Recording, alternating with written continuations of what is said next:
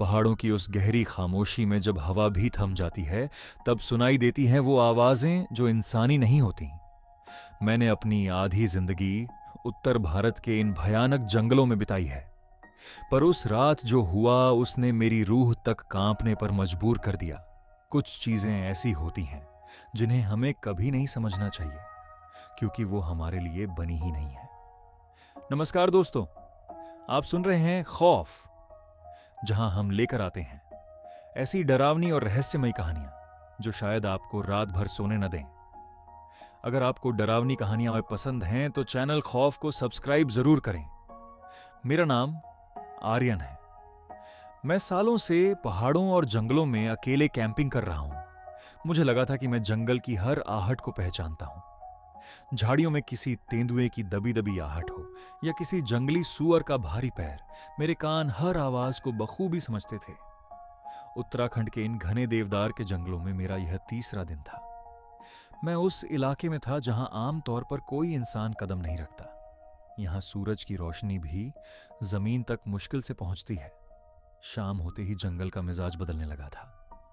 जैसे ही सूरज पहाड़ियों के पीछे छिपा, एक अजीब सी भारी शांति छा गई। वह शांति सुकून वाली नहीं थी, बल्कि ऐसा लग रहा था जैसे पूरा जंगल किसी भयानक चीज के आने का इंतजार कर रहा हो। मैंने अपना छोटा सा टेंट एक पुराने सूखे झरने के पास लगाया था। रात के करीब 2 बज रहे थे। अचानक हवा पूरी तरह रुक गई। पत्तों का हिलना बंद हो गया। जंगल एकदम सुनसान हो गया था। मैं अपने स्लीपिंग बैग में लेटा हुआ था कि तभी मेरे टेंट के ठीक बाहर अंधेरे से एक आवाज आई। बचाओ, कोई है, प्लीज मेरी मदद करो, मैं यहां हूं। वह एक औरत की आवाज थी। आवाज में ऐसी घबराहट और दर्द था कि कोई भी सुनकर उसकी मदद के लिए दौड़ पड़ता। मेरा हाथ तुरंत भालुओं से बचने वाले स्प्रे की तरफ गया। मैं उठने ही वाला था कि तभी मेरे दिमाग ने मुझे कुछ अजीब महसूस कराया। वह आवाज जंगल के उस हिस्से से आ रही थी जहां कंटीली झाड़ियों का ऐसा जाल था जहां कोई भी इंसान बिना चोट खाए खड़ा भी नहीं हो सकता था। मैंने गौर से सुनना शुरू किया। बचाओ, प्लीज, मैं यहां हूं। आवाज फिर आई।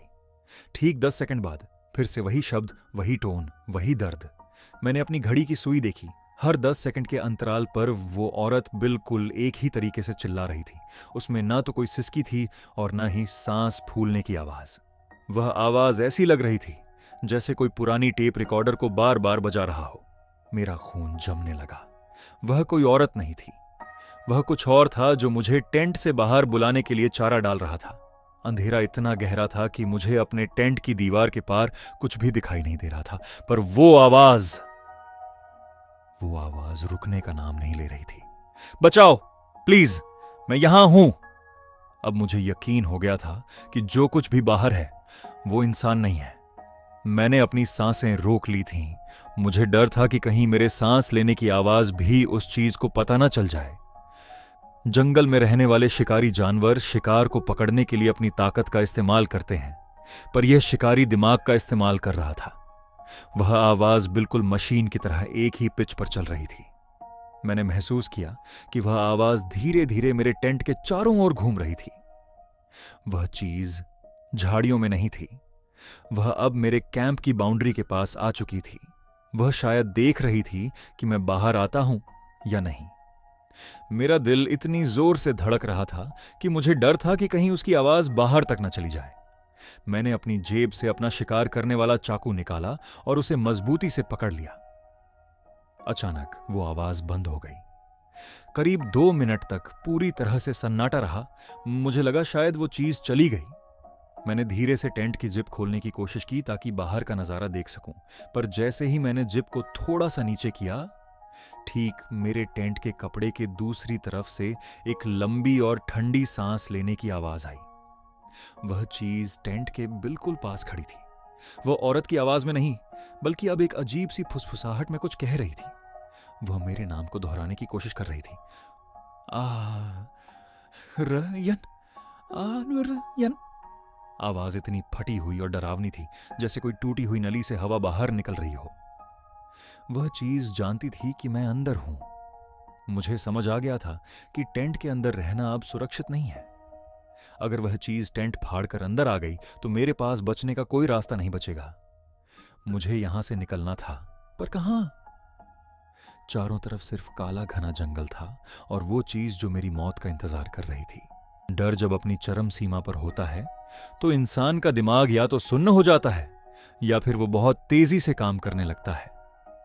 मुझे पता था कि अगर मैं भागा तो वो चीज मुझे पल भर में पकड़ लेगी। मैंने तय किया कि मुझे जमीन से ऊपर जाना होगा। मैंने बहुत धीरे से टेंट के पीछे वाले हिस्से को अपने चाकू से काटा। बिना कोई आवाज किए मैं रेंगते हुए बाहर निकला। सामने एक विशाल देवदार का पेड़ था। उसकी टहनियां काफी नीचे तक थीं।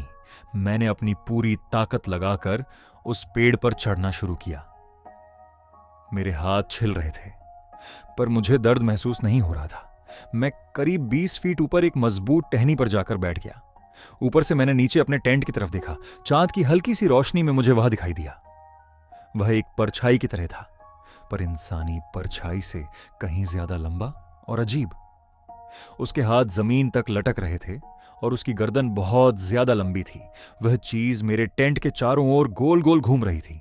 वह रुकती और फिर से वही औरत वाली आवाज निकालती, बचाओ प्लीज, मैं यहां हूं। वह आवाज अब और भी ज्यादा डरावनी लग रही थी क्योंकि अब मैं उस चीज को देख पा रहा था। वह कभी कभी टेंट के अंदर झांकती और जब उसे मैं वहां नहीं मिला तो उसने एक भयानक चीख मारी। वह चीख ऐसी थी जैसे सैकड़ों औरतें एक साथ दर्द में चिल्ला रही हों। मेरे कान सुन्न हो गए। पूरी रात वह चीज उस पेड़ के नीचे बैठी रही जहां मैं चढ़ा हुआ था। वह बीच बीच में पेड़ के तने को अपने लंबे नाखूनों से खुरचती थी। वह आवाज आज भी मेरे कानों में गूंजती है। मैं उस टहनी को अपनी पूरी ताकत से पकड़कर बैठा रहा। मुझे नींद आ रही थी, पर मुझे पता था कि अगर मैं गिरा तो सीधा उस मौत के मुंह में गिरूंगा। वह चीज नीचे से ऊपर की तरफ देख रही थी। उसकी आंखें नहीं थीं, बस दो काले गड्ढे थे जो अंधेरे में चमक रहे थे। वह बस सुबह होने का इंतजार कर रही थी या शायद मेरे नीचे गिरने का। रात का हर एक मिनट मुझे 1 साल जैसा लग रहा था। सूरज की पहली किरण का इंतजार करना मेरी जिंदगी की सबसे बड़ी परीक्षा थी। जैसे जैसे आसमान का रंग काला से हल्का स्लेटी होने लगा, नीचे बैठी वह चीज बेचैन होने लगी। वह अब और भी तेजी से पेड़ के चक्कर लगा रही थी। उसकी आवाजें अब और भी ज्यादा बिगड़ चुकी थीं। वह कभी मेरी मां की आवाज में पुकारती तो कभी मेरे किसी पुराने दोस्त की आवाज में। वह मेरे दिमाग के साथ खेल रही थी। पर जैसे ही सूरज की पहली हल्की सी रोशनी पहाड़ियों के ऊपर से जंगल में दाखिल हुई, वह चीज अचानक रुक गई। उसने एक आखिरी बार मेरी तरफ देखा और फिर पलक झपकते ही घने जंगल के अंधेरे में गायब हो गई। मैंने करीब आधा घंटा और इंतजार किया। जब मुझे यकीन हो गया कि वह चीज जा चुकी है तो मैंने पेड़ से नीचे छलांग लगाई।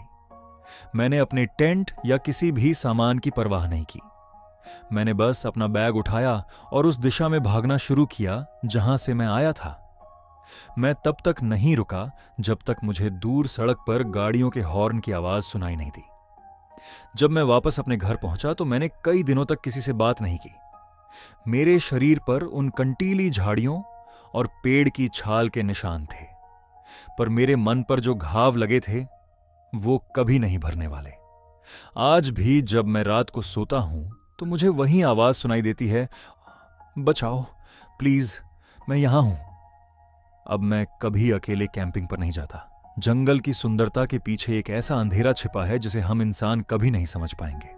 अगर आप कभी जंगल में जाएं और आपको कोई मदद के लिए पुकारे तो रुकने से पहले एक बार जरूर सोच लें, क्या वो सच में कोई इंसान है या फिर कोई ऐसी चीज जो सिर्फ आपका मांस चाहती है।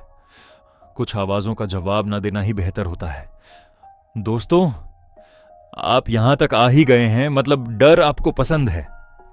लेकिन एक बात है, आप लोग कहानियां तो पूरी देखते हैं, हर साया हर चीख महसूस करते हैं, पर ना तो सब्सक्राइब करते हैं और ना ही कमेंट में अपनी मौजूदगी दर्ज कराते हैं।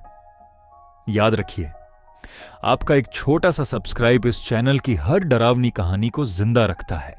और अगर आपके पास भी कोई ऐसी कहानी है जो अंधेरे में अब तक कैद है, जिसे आप दुनिया के सामने लाना चाहते हैं, तो अपनी कहानी मुझे भेजिए। मैं उसे अपनी आवाज में इस तरह सुनाऊंगा कि सुनने वालों की रूह कांप उठे, नीचे दिया गया ईमेल आईडी पर अपनी कहानी भेज सकते हैं या फिर टेलीग्राम लिंक पर जाकर अपनी स्टोरी लिखकर या ऑडियो फॉर्म में शेयर कर सकते हैं। कौन जाने अगली डरावनी कहानी आपकी ही हो।